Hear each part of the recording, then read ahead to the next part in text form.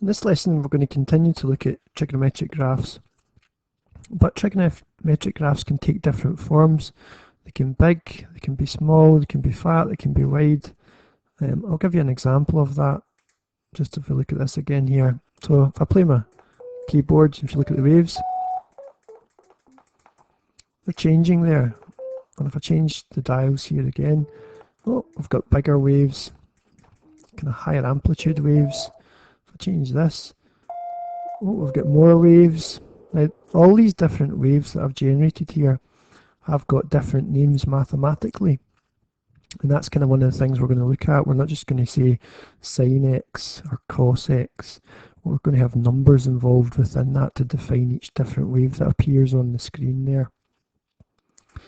Okay, so in order to do that, just remember that waves are really important. They can be found in lots of different places: sound waves, light waves, water waves, electrical waves. That's how your electricity comes through. Most people don't understand how electricity works, but if you start learning the maths behind it, then you have a greater understanding of it, and then you can generate things that work through electricity. So if you're going to be an electrical engineer, for example, this is really important stuff.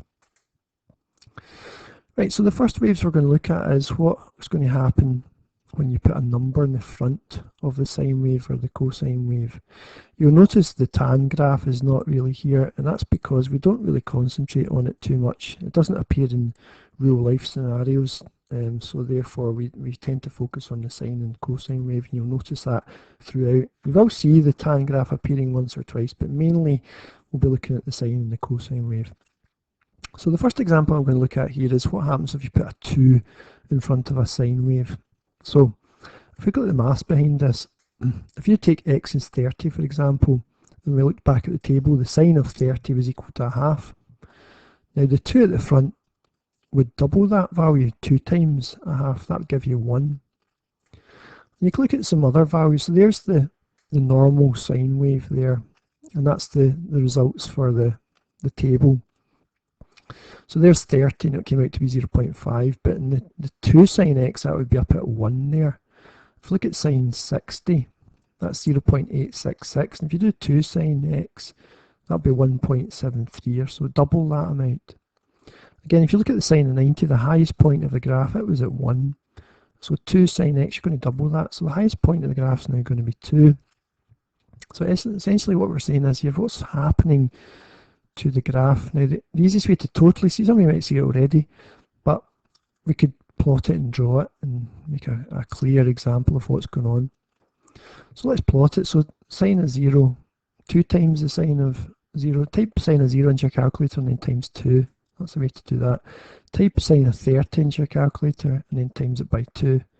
Type sine of 60 and so on. So if you pause the video, try that, fill out the table in your jotters, and then come back to the video. Okay, so hopefully you paused it there and you completed your table, and you should get these values here. And when you go to plot this, what we want to do is we can see the highest part of the graph is at 2 now, and the lowest part is -2. So we want to make our graph go up to 2 and down to -2. We're still going between 0 and 360 degrees. So every three boxes 90, 3 boxes 180, 3 boxes 270, so 12 boxes along here. I'd probably just use 3 up to get 2 and 3 down to get -2. Now if you're plotting this, wait till I get a pen tool here, then 0 is 0, 30 is now 1, so that would be there, 60 is about here, and 90 is up at 2. Now you probably don't notice too much of a difference there, and then it's going to come back down the other side and then down and then back up. So if we were to actually plot it all out, it's going to look pretty much exactly the same. The only difference is in the scale at the side here, we went up to 2 and down to -2. So essentially what the 2 is doing at the front, it's stretching the graph up and down the way. It's pulling it up to 2 and down to -2, but everything else is pretty much staying the same. So this is a vertical stretch.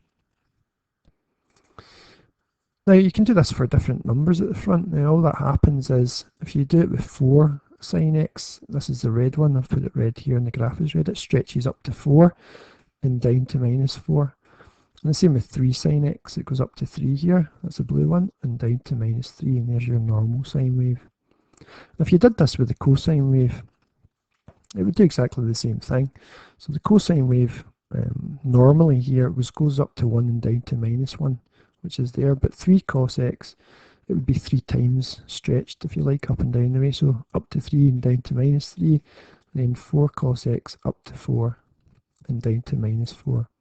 So the value at the front basically just gets put up here and down here in negative, and then you just draw your normal cosine wave.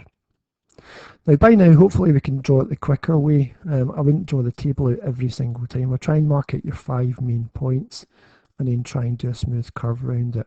That's what I would be doing from now on. 5 main points, where it starts, where it crosses the x-axis, where it bottoms out if you like, where it crosses back through and back up to the start.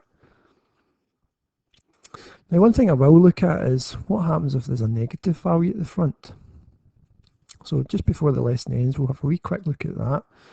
So if we draw the table out, I would draw this table out, copy it out, put the 0 to the 360, and let's have a look at it.